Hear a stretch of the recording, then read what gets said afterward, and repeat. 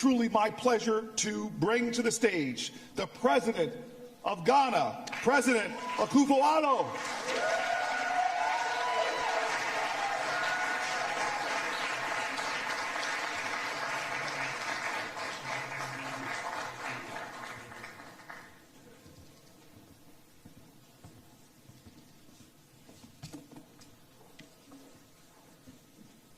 Madam Vice President, ladies and gentlemen,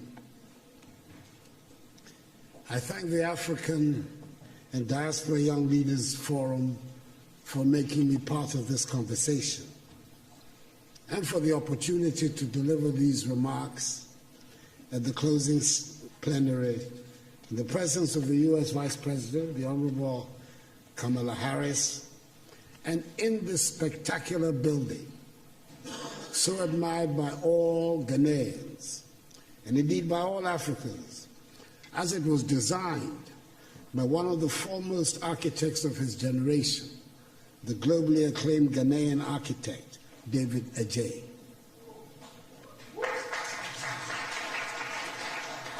The forum has chosen the most relevant theme of Africa's contemporary situation, a theme which sums up the essence of African aspirations, amplifying voices, building partnerships that work. I've stated it before, that it sometimes appears the words Africa and Africans have more resonance outside the continent than inside. When we are home on our continent, it always seems very important to assert that we are Ghanaians, Ivorians, Kenyans, Nigerians, Swazis, Senegalese, Rwandans, South Africans, and Zambians. Then we find ourselves outside the continent, and then we discovered that to the outside world, there are no Ghanaians, there are no Senegalese, and there are no Tanzanians. There are only Africans, and we are all simply Africans. The lesson for me is clear. Our destinies are intricately linked with each other, and we're talking not only about those of us on the continent, but about the Africans in the diaspora as well. You can be an honors graduate from any of the top universities of this country. You can be a second or third generation American, and you can be in a well-paid job. If there's an outbreak of Ebola someplace on the African continent, you are an African. Anyone, everybody in a position of leadership in Africa today, thus has his or her work cut out. The urgent responsibility we face is to make our countries and our continent attractive for our peoples, to see them as places of opportunities. It means we must provide education, quality education and skills training. It means our young people must acquire the skills that run modern economies. The impact of a successful Africa on the image and standing of Africans in the diaspora applies with equal force to the image and standing of her sons and daughters who go by the name African Americans, and indeed to all her kith and kin in the Americas and the Caribbean. There's a lot of room for your perspectives and energies back in Africa. History tells us of the positive impact of diasporan communities on the growth and development of countries through increased trade activities, rising investments, and the transfer of skills and knowledge. Take the case of China, for example. With an emigre population of some 60 million, the Chinese diaspora is said to be the 25th largest country in the world, who, according to the Nikkei Asian Review, own assets worth 2.5 trillion United States dollars.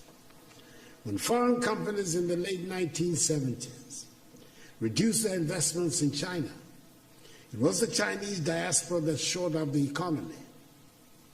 According to the Washington, D.C.-based Migration Policy Institute, NPI, half of the foreign direct investment, that is some 26 billion United States dollars, that transformed China into a manufacturing powerhouse in the 1990s, originated from the Chinese diaspora.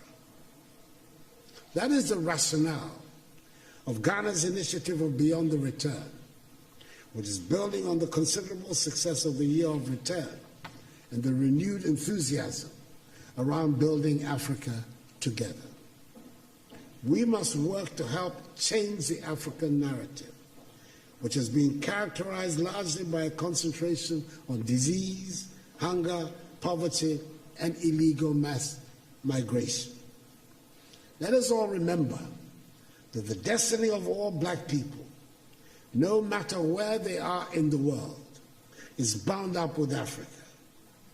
We should never forget that famous admonition of the celebrated Jamaican reggae star Peter Tosh, when he said, and I quote, "Don't care where you come from. As long as you are a black man, you are an African," unquote.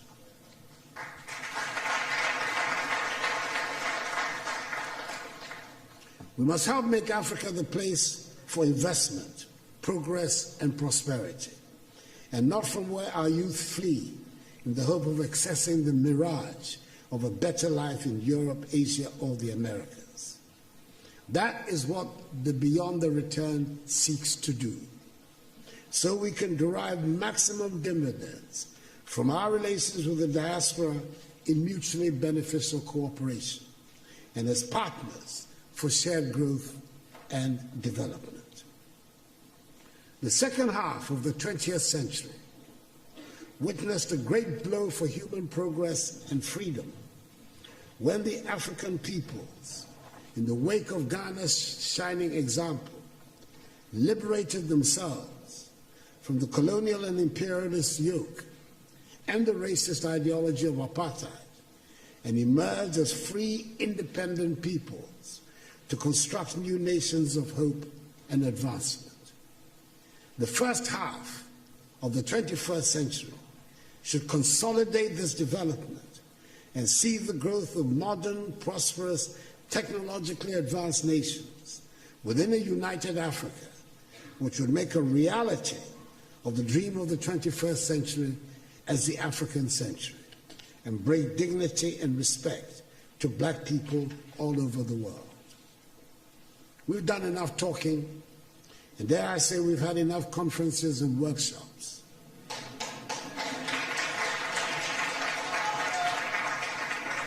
We know what we need to do. It is time just to do it. We've run out of excuses for the state of our continent. We have the manpower. We should have the political will. It is time to make Africa work.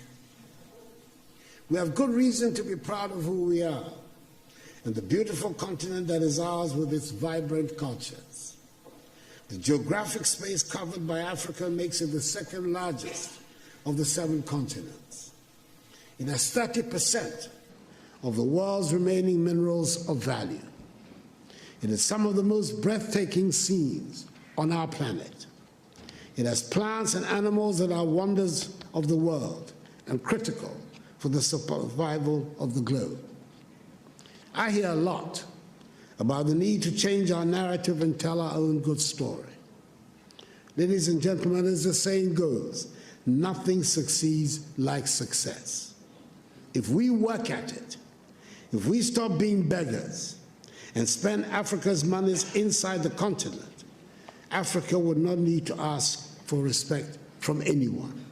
We would get the respect we deserve.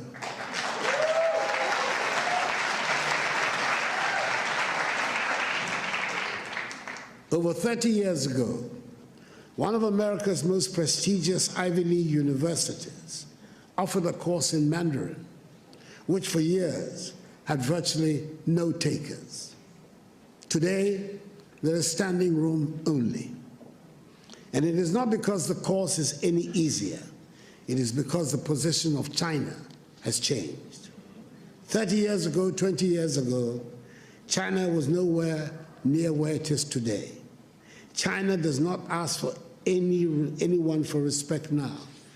She does not need it.